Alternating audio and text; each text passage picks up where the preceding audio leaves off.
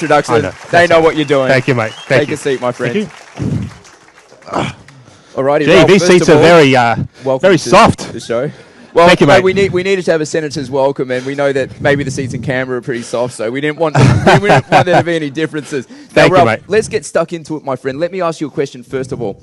Ralph Babbitt, he's in high school. He's 15 years old. Does he see himself becoming a senator when he grows up? Great question. No, I don't. I see myself, obviously, in business or doing something like that. The Senate at that age wasn't really what I ever envisioned myself to do. And honestly, even now, it's not something that I still now envision myself to do, even though I'm doing it as we speak. I never wanted to be a senator. I never chased public life or anything like that. My hand was forced. So I saw what was happening to our nation during COVID. I saw the overreach from the government. I saw the WHO encroaching on our lives. I saw the UN and all the overreach that they were partaking in. And I thought to myself, you know, I'm in a position where I can potentially do something about it. I have a voice. I can speak. I'm confident in front of a camera because as you probably may or may not know, I had a real estate business prior to getting involved. And I thought, I just can't stand by and watch this happen to the country that I love so much, the country that's given me everything that I have today, and I had to stand up and do something about it. Yeah? But honestly, it's not ever something that I wanted to do, ever. And I'm doing it as a public service because I have to. And my biggest hope and dream in life is that somebody out here will follow in my footsteps and replace me one day. I think the problem with politics today is we have too many career politicians. We have people who love it, and from a very young age, all they want to do is lord over you, stand over you. And that is so wrong. That is so wrong. People that do this job need to view it, like I just said, as a public service, need to get in there, do their time, do their service, and then piss off somewhere else. Just go. So the days of the career politician must come to an end. Otherwise, our country's stuffed. Do we need set term limits? And if so, what do you think they should be? Look, I definitely think there is something to be said about term limits, for sure. How long that is, I can't say. But it's a conversation that we at least need to have as a society, as a people. We should at least have a conversation and put it on the table. But the length of time is up for debate. Look, maybe 2 terms, maybe 3 terms, maybe 1 term, I don't know. Maybe senators having 6 years is too long. That's a conversation that I'm willing to have. And I think that any politician that doesn't want to have that conversation is probably more concerned about their job and what they are about the country. Yeah, absolutely. Well spoken. Now, another question I have for you. I've watched many of your speeches before. Before you were elected to the Senate, you said, hey, you know, Canberra looks like a bit of a dive. I'm not that excited about the place. So I wanted to ask you, has Canberra lived up to your expectations? And what, if anything, has surprised you about this experience so far? Yeah, look, yes, Canberra's a dive. Confirmed. Confirmed. My biggest problem with Canberra is this. So I'm talking to you as a normal person here. I'm not talking to you as a polished career politician. That's not what I am. I'm talking as one of you who's been thrust into this position. Canberra is full of people who don't love the country as much as you do. All they care about is protecting their job. Most of these people, not all of them, but a lot of them are cretins. They're actually, these people are stupid, right? They're stupid. And they get on TV, they get on the national TV and they act like they're better than you. They act like they're smarter than you. But I'm telling you right now, they're not. They're not. You're smarter than them. You care more about the country than what they do. In many cases, you know, I meet these people in the corridors and the halls, and I just think, how the hell are you here right now? It's crazy. And this is what I want to say. I'm going to say, look, don't think for a second that you can't do it.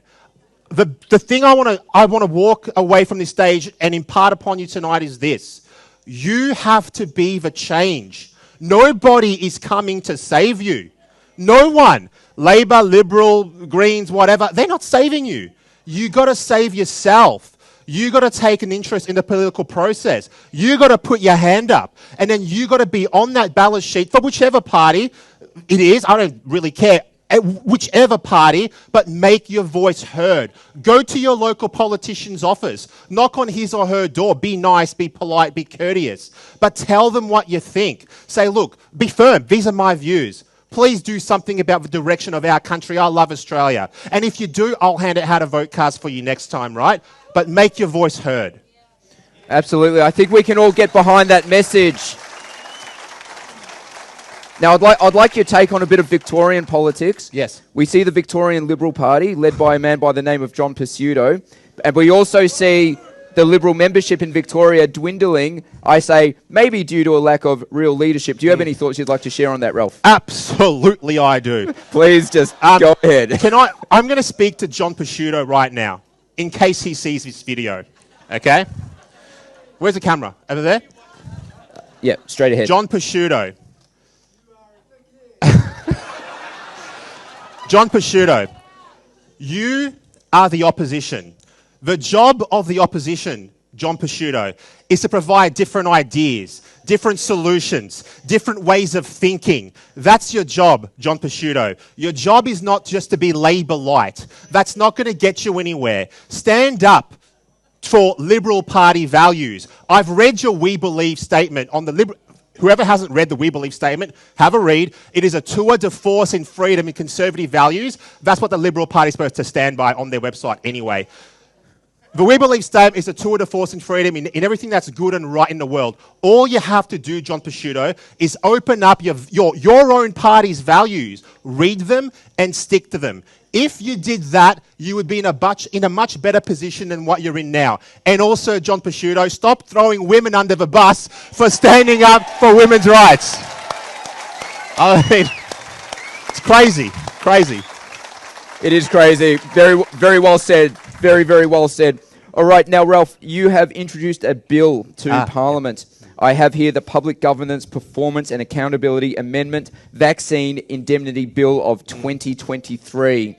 Would you mind speaking a little? Absolutely. Give it up for Ralph. This is a great bill. Absolutely. So, at the moment, ladies and gents, if, let's say, one of the big vaccine manufacturers for COVID-19 vaccines, they make a vaccine, it hurts someone. Guess who pays? Do they pay? The government pays. And you pay. Through your taxes, you pay.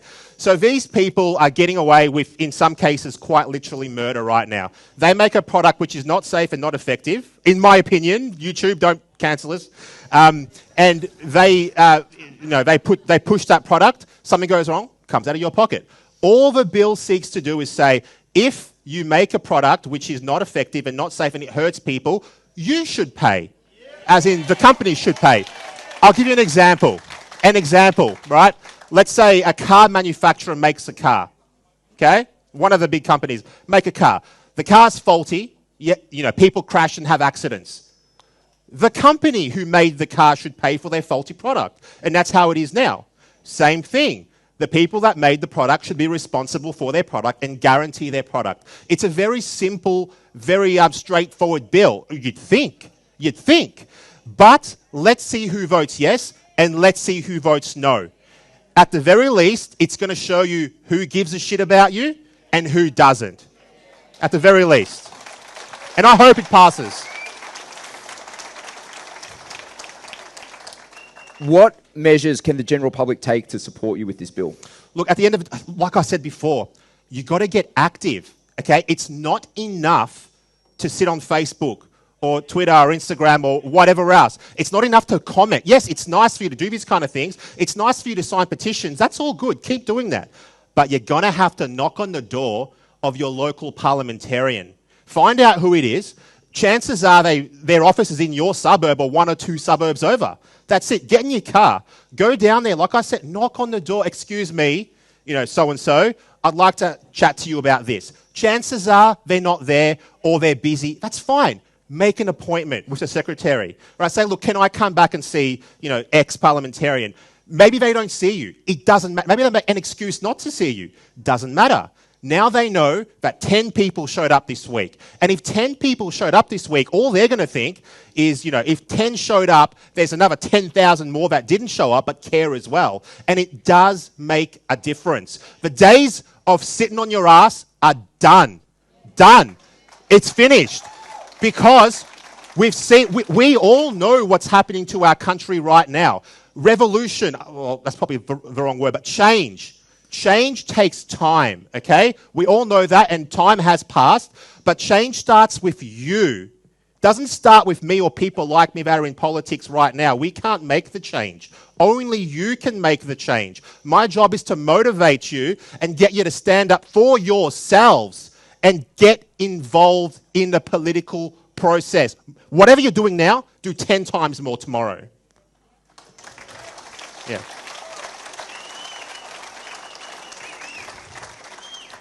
Alrighty, so another bill that's on the minds of everybody is the misinformation, disinformation bill. Yeah. Can you please explain to us how important is this bill? What are the ramifications Massive. on if it goes through? Talk to us about it. Don't hold back. Yeah, look, this bill's a big deal. This is a bigger deal than anything that's facing us at the moment. This bill has a very real potential to basically delete democracy. That's what it could do. Not today, but one day. We all know that big tech censors. We all know that, right? Big tech censors, all of us in this room. I've been censored, you've been censored. But it's a whole different animal when it's government sanctioned. That crosses a massive line now. Now the government is your daddy, as Jared Rennick said once in the Senate.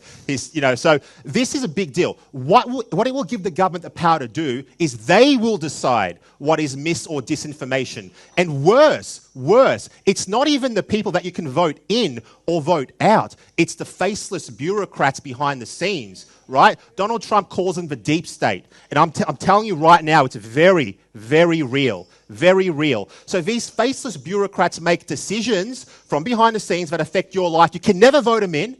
You can never vote them out. And that is the real danger. It doesn't matter if Peter Dutton wins tomorrow and he becomes the new Prime Minister. Those deep state agents of the Matrix, are still there and will be there till the end of time. Do not let this bill pass. It is more of a threat to your freedoms than a standing army. Because if a standing army invades the nation, you know exactly where to look, where to point your anger, where to direct your attention. But if they pass this, it goes in by stealth. And slowly, it gets worse and worse and worse and worse. Governments never give up power. They don't give it up. They only take more power. And it will get worse. In 10, 20, 30 years, you'll wake up in a land that you don't recognize and your children will be slaves to the system. Don't let them do it to you. Absolutely not. And ladies and gentlemen, I just want to say that Senator Babet, he's not telling you this to scare anyone. This is a very realistic picture of what our country could look like in the future. The message here is that we don't want that to happen, so we need to keep the pressure on. Don't stop living your life. Stay positive, stay optimistic, but get involved. And there could be no one better to support in the Senate right now than Ralph. So, Ralph, let me ask you, what is the best way for the general public to get behind you in your work so you can be the most effective at your job in serving the public? Absolutely. The best thing that you can do for me right now is look within yourself and find courage. That's what I want you to do. Find courage within yourself. Think of things that you can do within your circles of influence. I'm not asking you to get on the street and become one of these preachers that holds up a big sign, right? But talk to your family, talk to your friends, like I'm sure you're doing now. Be brave at work, drop little hints and things like that. So the best way to change people's minds is not to yell at them and tell them something, but try and get them to think differently about different issues that are happening in our world right now. You might go to work next week and you might just say, hey, have you heard about this new misinformation bill? Oh no, what is it? Oh, apparently it's going to give the government power to dictate what is true and what is not true. Oh, okay, and just leave it at that. Leave it at that. And then come back, a month later and have another conversation. But bit by bit, drip feed people and make a difference in your circle of influence. You don't need to look outside of that. If you can look outside of that, of course, do it. But I'm talking about to the average person here who might be a little bit shy and things like that. Don't let them make you feel like you're weak. That's what they want. They want you to feel like you don't have a voice, like you're weak, like you're a nobody. That's how they control you, and they keep control over society. Don't let them do it to you. You're more powerful than what you think you are. If you can, drag 5 or 6 people across, if they can drag a few more, change will happen so quickly. So be brave. Courage is contagious.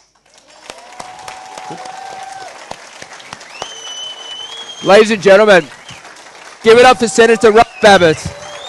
Well spoken. Amazing. Thank you.